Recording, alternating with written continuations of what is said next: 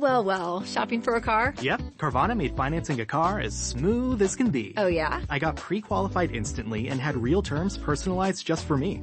Doesn't get much smoother than that. Well, I got to browse thousands of car options on Carvana, all within my budget. Doesn't get much smoother than that. It does. I actually wanted a car that seemed out of my range, but I was able to add a cosigner and found my dream car. It doesn't get much... Oh, it gets smoother. It's getting delivered tomorrow. Visit Carvana.com or download the app to get pre-qualified today. Gather those you cherish most for a holiday tradition unlike any other. Don't miss the chance to celebrate the season with candlelight Christmas evenings at Biltmore. Experience America's largest home, illuminated in the soft glow of candles, crackling fireplaces, and warm holiday cheer.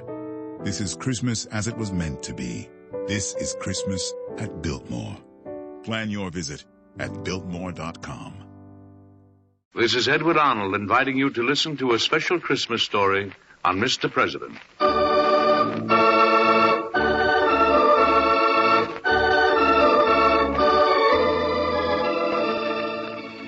In observance of the Christmas holidays, Edward Arnold puts aside his role of Mr. President to bring you by transcription a special broadcast. In the minutes to follow, you will hear a story written by W.E. Kuehl and adapted for radio by Gene Holloway. The story titled, The Man at the Gate of the World.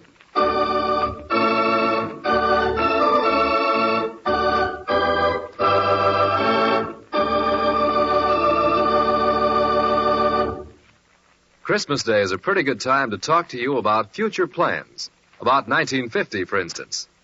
Have you been dreaming about a new home, a farm in the country, sending your youngsters to college, or a trip around the world? Do you believe these dreams can come true? Well, United States savings bonds can be your Aladdin's lamp. Just think. For every $3 you save in U.S. savings e-bonds, you'll get 4 when they mature. U.S. savings bonds are the safest investment in the world. They're an investment in your government. And here's a suggestion. If part of the Christmas gifts you received today were in cash, invest them in U.S. savings bonds. Remember, automatic saving is sure saving.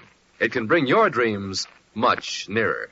And now here is Edward Arnold as the narrator and as Casper the Persian in The Man at the Gate of the World.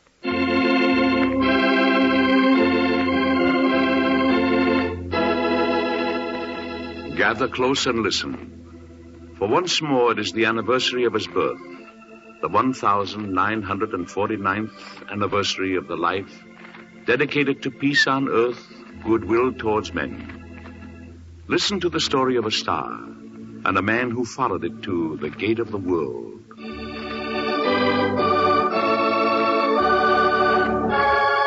The star rose in a blinding, dazzling arc of light, and those who knew its meaning knelt and gave thanks.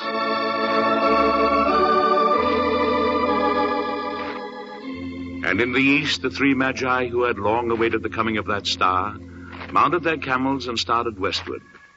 Melchior, Balthazar, and Caspar. 3 wise men who believed the star would guide them to the cradle of a king of kings. They followed the sign from Persia to Palestine, and finally to Bethlehem, the city of David, where the star stood still like a pure white flame above a stable. The Magi were puzzled, for inside they found no prince to receive their homage, only a child newly born to a carpenter and his wife. True, the woman had beauty, and the child radiance, but he was born in poverty, and the one they sought must be born in glory. And so they left some gifts and departed, pondering these strange happenings in their hearts. They rode silently, deep in thought, and finally, when they were several days from Bethlehem, Caspar, the youngest, said to his companions, "There was something about that child's face that I can't get out of my mind.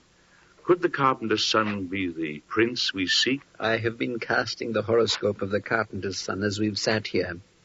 He will never sit upon a ruler's throne. His earthly lot is pain and poverty, hate and scorn. And before the star of the carpenter's boy has reached its zenith, it will pass blood red into the house of death. It was a long, wearisome journey to make for nothing. But the star, we saw the star just as it was prophesied. And it stood directly above that stable. I swear it did. We misread the signs, or the signs have mocked us. Caspar, we are only humans, walking for the moment between two darknesses. We are wrong far more times than we are right. There is a great uneasiness in my heart this night. I cannot explain it, but I must leave you here. I can go no further. Over and over my heart keeps repeating, go back. Go back to Bethlehem. Melchior, you told me you saw in my chart when I was born that I would serve a king and keep for him a mighty citadel. That is so. But your chart did not say that you would find him in Bethlehem. That is the only clue I have. And I'll never be able to rest now until I find him. Oh, my son, in you I see now the heart of the seeker. Be warned. The seeker is the most unhappy of all the sons of men. For he is foredoomed to the road and the desert. He is without home and without kin. He has only a star. That may be, but I must follow that star. Then, my son, go back to Bethlehem and begin your search. And God be with you.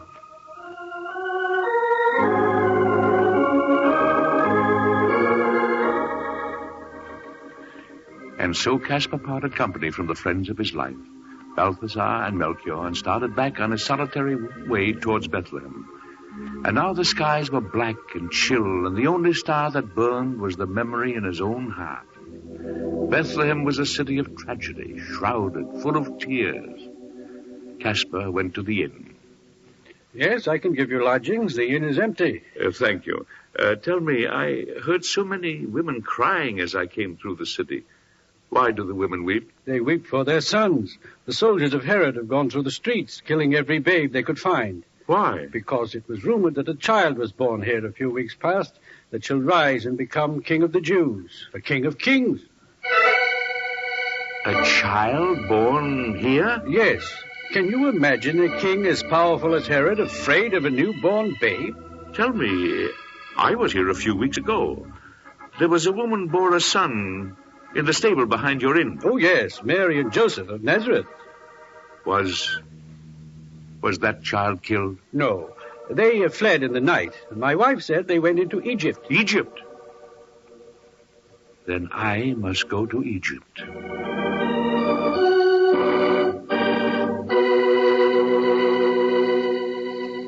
In Egypt, the carpenter and his family were as grains of sand in the desert, and Caspar could find no trace of them.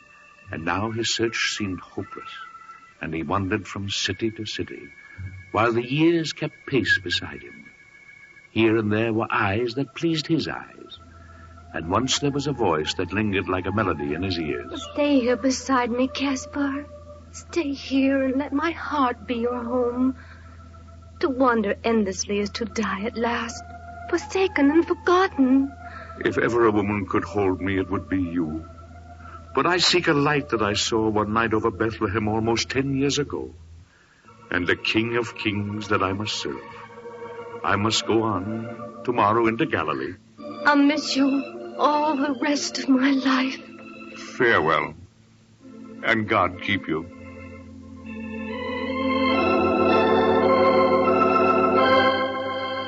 And so one day at eventide, Caspar came to the gates of a city in Galilee. He was worn and tired, and from his eyes looked the heart of the seeker, weary with his own hunger, aching with the pain of silence and the desert. While he stood momentarily looking about him, a boy separated himself from a group of children and came toward him. Wilt thou come with me, sir, to my mother's house? It is near at hand, and there is water there for thy feet and bread and wine to sustain thee. May I guide thee there? Caspar wondered for a moment, and then deciding that the house must be an inn, he took the small hand offered him and followed the boy into the city. At last they came to a house within a courtyard, and the boy asked him to sit down and disappeared into the house. Caspar looked about him in wonder, for this was not an inn, but a small, poor house. The boy's mother came from within, troubled but smiling. Caspar said to her immediately, I supposed he was guiding me to an inn. I'm sorry to trouble you. Do not feel embarrassed.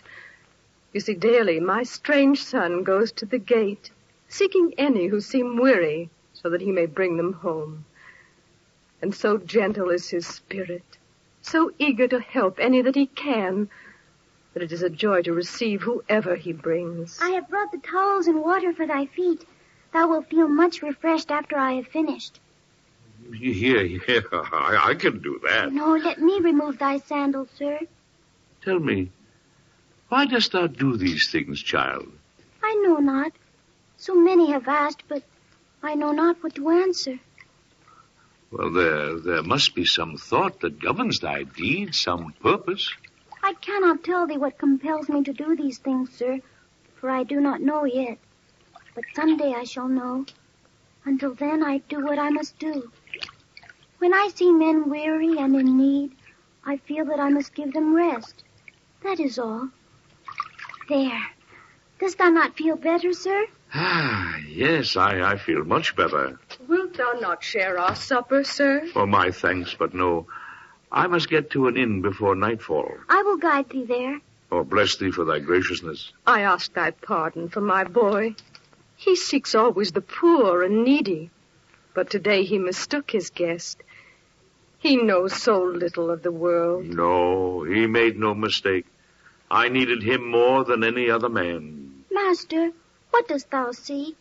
My child, if I said a star, thou wouldst not understand. And so the only answer I can make is that I seek naught that thou couldst help me find. But I go now to Damascus, and I would that thou couldst come with me. No. Soon I must go to our own great city where the temple stands. But then, after that, one day I shall go to Damascus. I have heard it said that there are so many people there that it is called the Gate of the World. That is true. I shall stand at Damascus, at the Gate of the World. And perhaps someday I'll meet thee there. That may be, for I am sure we will meet again. I will ever love Caspar the Persian, and if ever I need a friend, I will remember him. If thou ever needst a friend, thou hast only to let me know. We will meet again, perhaps at the Gate of the World.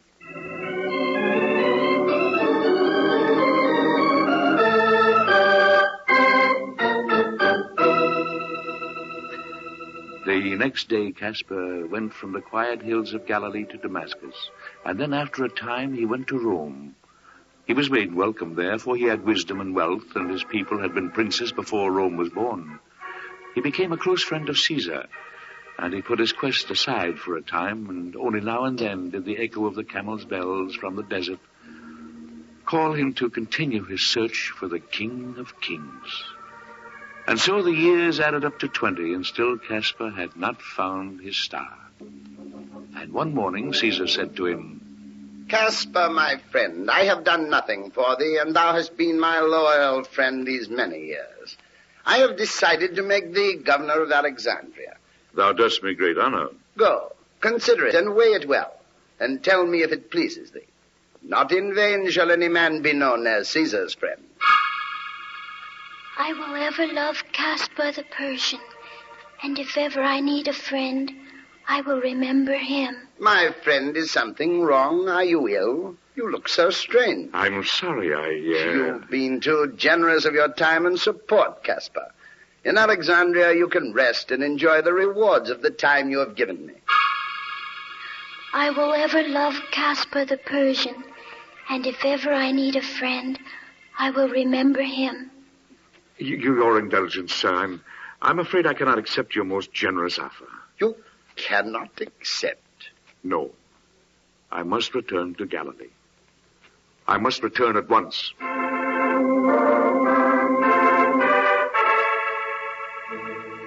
And so it was that Caspar came once more to the hills of Galilee and followed in the footprints of his earlier journey. I will find the boy, he said over and over to himself. Perhaps together we can solve the riddle of the star that guided me to Bethlehem. He retraced once more his steps to the boy's house. He entered the courtyard, and his heart was pounding with an excitement he had not felt since the night he followed the star through the gates of Bethlehem. An old man came through the courtyard towards him. Well, what wouldst thou of this house? I seek a family. 20 years ago, I came to this city.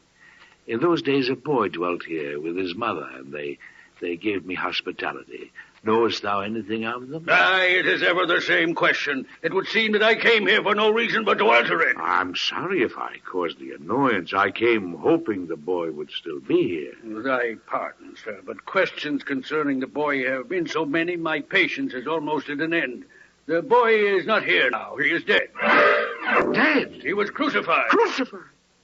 Tell me, knowest thou where the boy was born? Why, yes, he was born in Bethlehem, the city of David. Bethlehem? Born in Bethlehem? Oh, what a fool I've been. Fool. The boy was a strange lad. He went to Jerusalem and opposed the priests of the temple. So they laid a charge of sedition against him and slew him there. Crucified. He who loved and gave so much of himself. Crucified. His followers say that after he was slain, he rose from the dead. But if this is true, he did not come here. I have not seen him. But the tales. Oh, the tales they tell of him.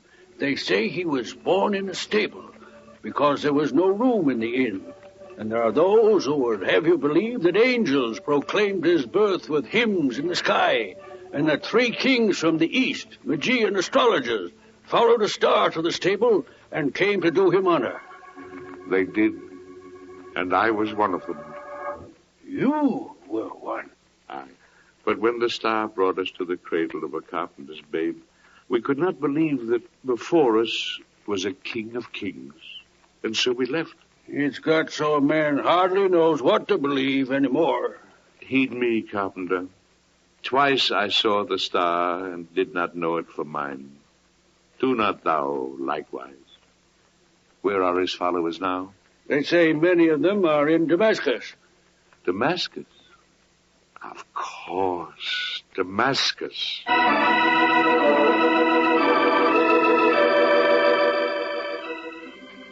So it was that Caspar, remembering the boy, laid aside forever the girdle and the chaplet which told his race and rank, laid aside the jewels and silk and linen which told his wealth, and took a humble house by the east gate of Damascus. And every day he stood by the gate, watching for those who were weary and in need. To them he would say, "Wilt thou come with me to my house? It is near at hand, and there is water there for thy feet, and food and wine to sustain thee." He stood at the gate of the world year in and year out, and as the tide of life flowed and ebbed past him, he watched constantly for that one face that he would know. And there came gradually into his heart a great pity and compassion, until he yearned over all humanity as though each member of it was his only child. And there was no man to tell him that perchance the one he had sought had already come to stand day by day at the gate of Damascus. The long, long years inched by. His step became halting, his eyes half blind. And one hot morning, as the old man stood at the gate, the voices of the past swirled blindly about him. His earthly lot is pain and poverty, hate and scorn. The seeker is foredoomed to the road and the desert. He is without home and without kin. He has only a star. Stay here beside me, Caspar. To wander endlessly is to die at last, forsaken and forgotten. Will you come with me, sir, to my mother's house? It is near at hand, and there is water there for thy feet, and bread and wine to sustain thee. I ask thy pardon for my boy. He seeks always the poor and the needy. But today he mistook his guest. He knows so little of the world. I will ever love Caspar the Persian. The boy is not here now. He is dead. He was crucified. Crucified! Crucified! The torments of his memories tore through Caspar like a living agony. At noon, the wall behind him became a narrow shaft of wood whose touch was full of fiery pain. His hands were outstretched on either side, each a core of burning torture. His feet were lacerated with flames, and his parched and swollen tongue longed for the death, but could not speak the words to beg for it. At last, mercifully, he fainted, and the gateman carried him to his house. and the kind, dark hand of night came down on his fevered body and soothed him to sleep. In the morning, Caspar was back at the gate, and as the crowds pressed through, suddenly a man, lame and evil of face, stood before him, staring at him with mockery. Caspar looked back at him, uncertainly, and then spoke. Art thou weary? Come with me to my house close at hand. I have water for thy feet and bread and wine. Well, here indeed is a welcome to Damascus. Thou art a fool, old man, to stand here like this, taking the scorn and abuse of the world. I spit on you. Come with me. Thou art weary and in pain. Will no one rid me of this meddlesome old fool? I'll split thy head open for thee with my staff. I'll kill you for that. Wouldst thou strike a man so holy? I would strike men holier than he, Gateman. He's a fool. He would be better off dead. Father, forgive them, for they know not what they do. What sayest thou? Come home with me. Aye, I'll grant thy prayer. I'll go with thee. Let's see whether you will truly fill my stomach. Come, fool, and show me the way. Follow me. If any harm come to him... Watch thy gait. I'm not afraid of thy threats. Follow me.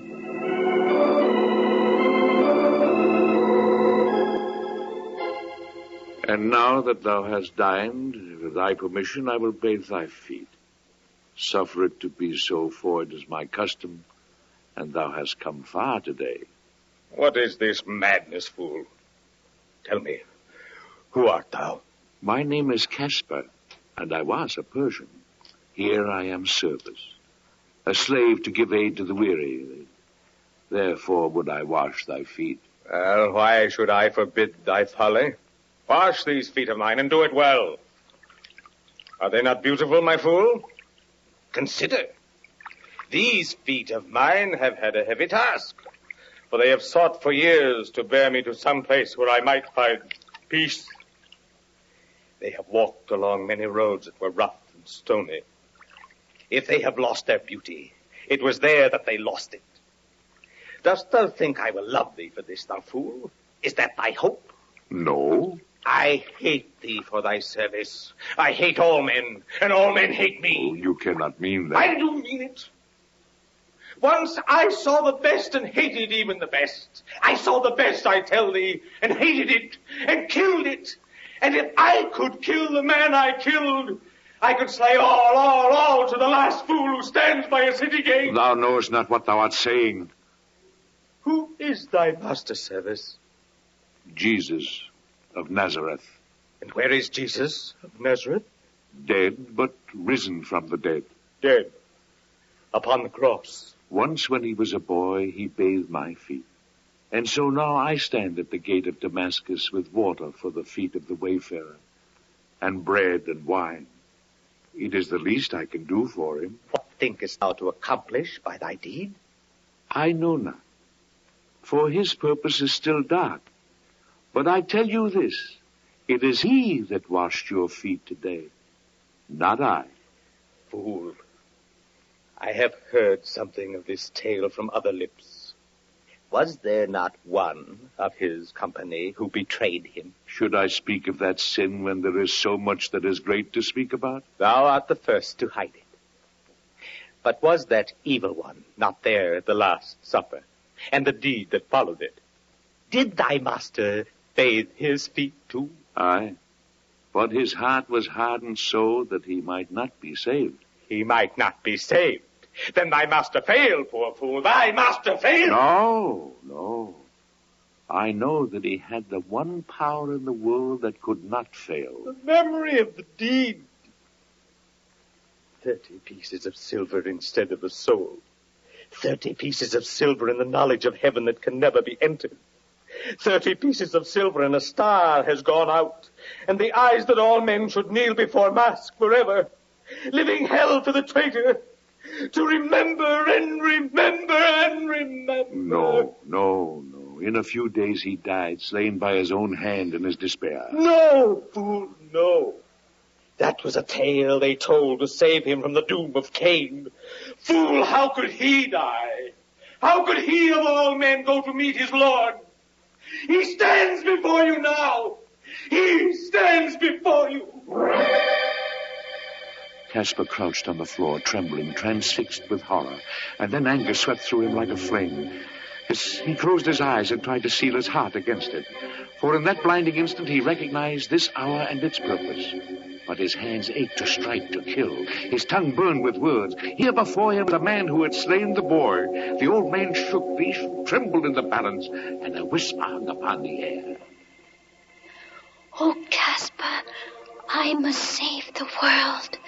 The entire world. I must save the entire world. He knew now why he had stood at the gate. He knew now who waited to claim his own, and his heart rallied to the urgency of the boy's voice. And within himself, he felt love and power to pardon the unpardonable, to seek the unutterably lost, to shelter the soul for which there was no other shelter in the world. He raised his head to seek the face of his guest, and the cry of that guest as he met his eyes thrilled him through. Master, it is thy eyes I am looking into once again. It is thy eyes, and thou hast forgiven me. Ye love me still. Master, I fled thee far, but thou hast found me. But how can I be forgiven? Never, never.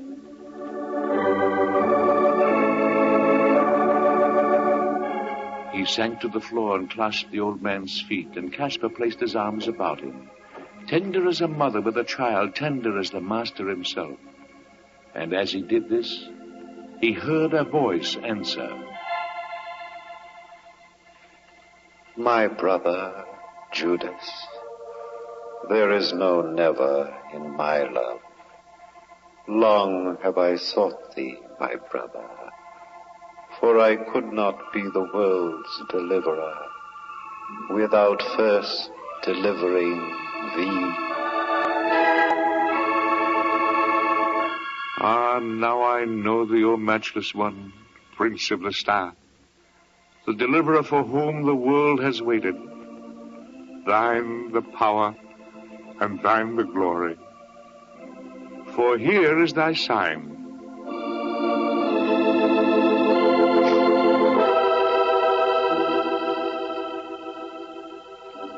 And so the agonized voice of Judas found its answer and was still. And there stole into the room gradually the noises of the street, the murmur of the multitudes coming through the gates of Damascus. But Caspar still knelt, for the light of a star was on his face, a light that would shine for all people, the light that was the love of the Son of God, that would shine for all mankind until the end of time.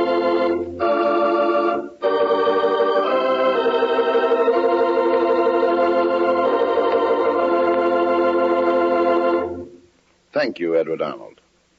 Today's special program on Mr. President reminds us of another Christmas program that will come to you today on the greatest story ever told. This drama has won numerous awards from leading church authorities, critics, and newspapers. But some of the most memorable tributes to this Sunday evening program have been from the listeners themselves. Many of the letters people have written have been letters of appreciation for dramatizing the inspiring story of the man who led the greatest life ever lived. This afternoon, the second portion of the Christmas drama, The Prince of Peace, a story of the Nativity, will be heard. So don't miss the greatest story ever told today.